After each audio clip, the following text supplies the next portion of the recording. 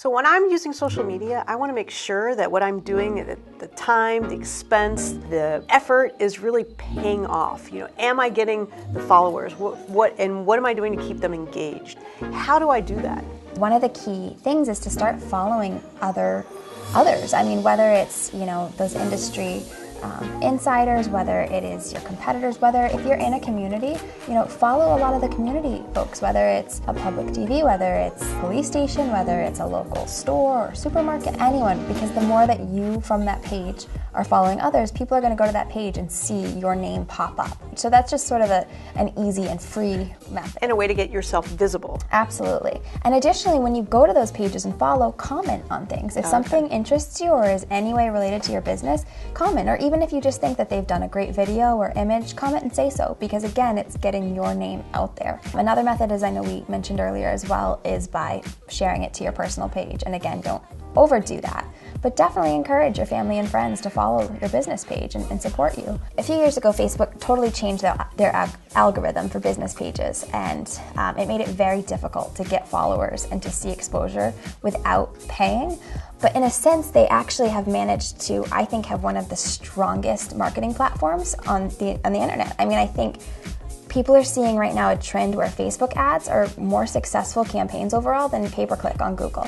Should you pay to market yourself on social media? How much should you pay? Where should you pay? How do you do that? When pay-per-click first started for Google, cost per click was much lower than it is now. I know even for the personal injury market, the keywords used to be, let's say, $9 a click, and they're $30, $40 for just a click today in Google AdWords. And yet in Facebook, you can spend $5 on a post, reach over 1,500 people, and perhaps depending on the post, I mean, I've seen people spend $5 on a post and have over 350 engagements or more, on that particular post. So your dollar value goes a lot further. In that same regard, there are important things to keep in mind with that. We'll talk a little bit about some people I recommend following, I know, in the next segment, but one in particular, his name is Larry Kim, and he's actually local to the Boston area.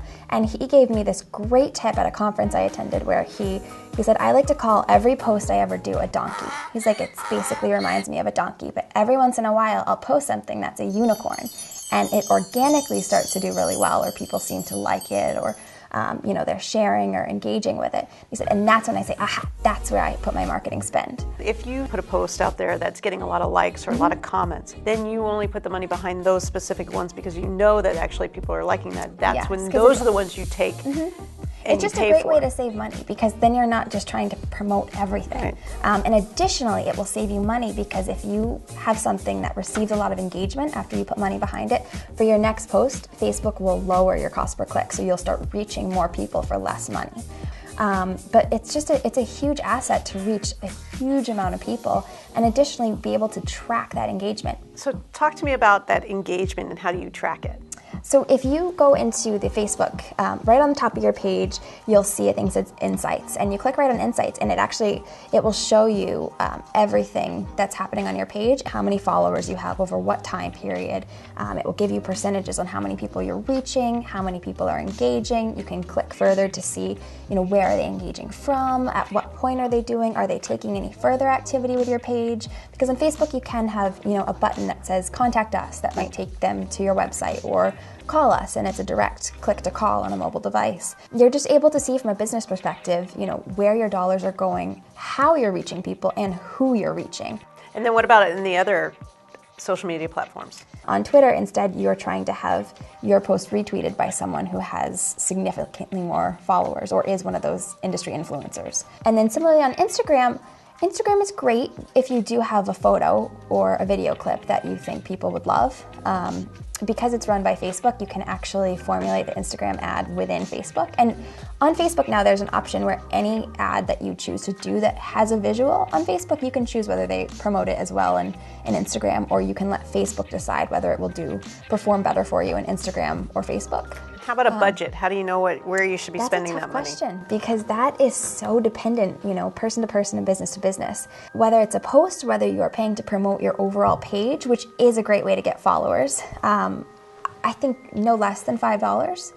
It's hard to determine exactly, how many likes shares, comments you're going to get. But that's again where I think it's so helpful to have seen how it's done organically first. So definitely start without paying, see what gets traction, and then just put your money behind the ones that. Absolutely. And a lot of people say, well, how long? How long should I let it lie for before I decide to promote it? And it depends on the nature of the post, because if it's something where you're trying to promote an event tomorrow night, obviously, wait an hour maybe and then pay. On Facebook, you can always pin something so it stays on the top of your posts, even if it's not the most recent.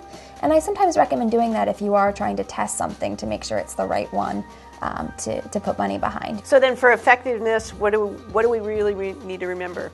Consistency is so key.